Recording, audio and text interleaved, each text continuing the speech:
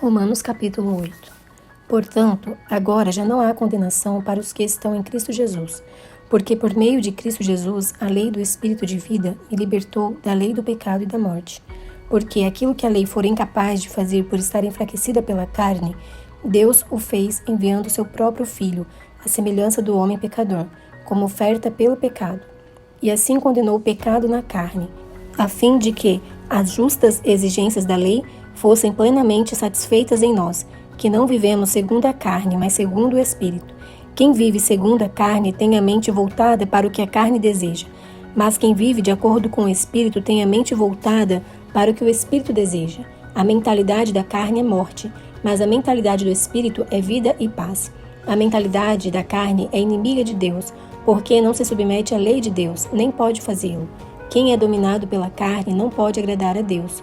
Entretanto, vocês não estão sob o domínio da carne, mas do Espírito, se de fato o Espírito de Deus habita em vocês.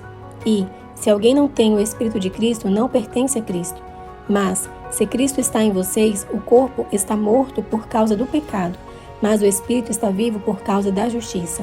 E, se o Espírito daquele que ressuscitou Jesus dentre os mortos habita em vocês, aquele que ressuscitou a Cristo dentre os mortos também dará vida a seus corpos mortais, por meio do seu Espírito, que habita em vocês.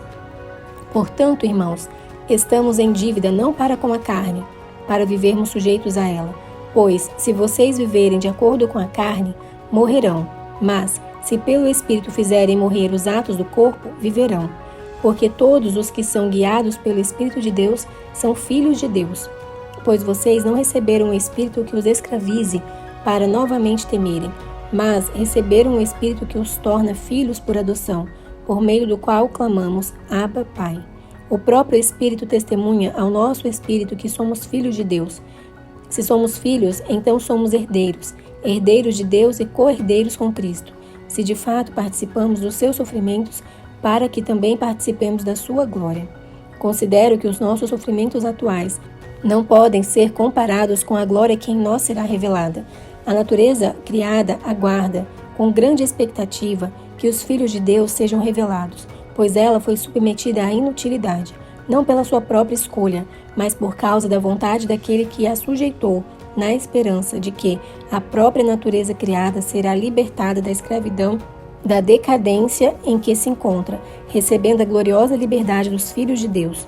Sabemos que toda a natureza criada geme até agora, como em dores de parto.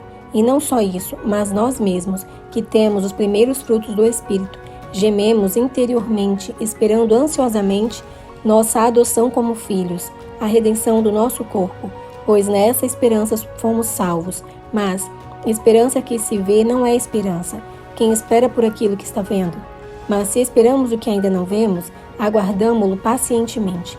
Da mesma forma, o Espírito nos ajuda em nossa fraqueza, pois não sabemos como orar, mas o próprio Espírito intercede por nós com gemidos inexprimíveis.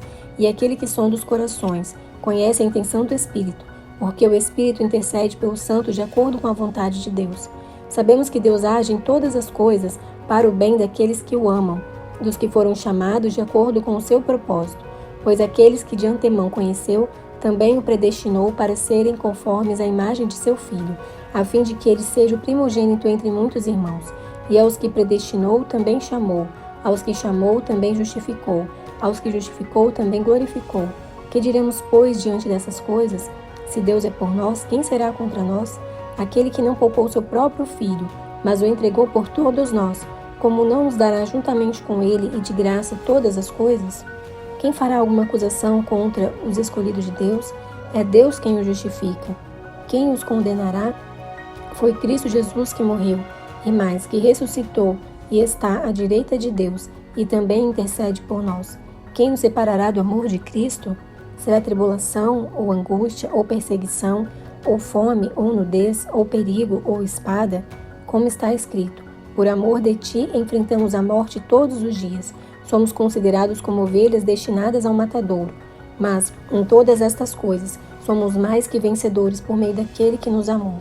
Pois estou convencido de que nem morte, nem vida, nem anjos, nem demônios, nem o presente, nem o futuro, nem quaisquer poderes, nem altura, nem profundidade, nem qualquer outra coisa na criação será capaz de nos separar do amor de Deus que está em Cristo Jesus, nosso Senhor.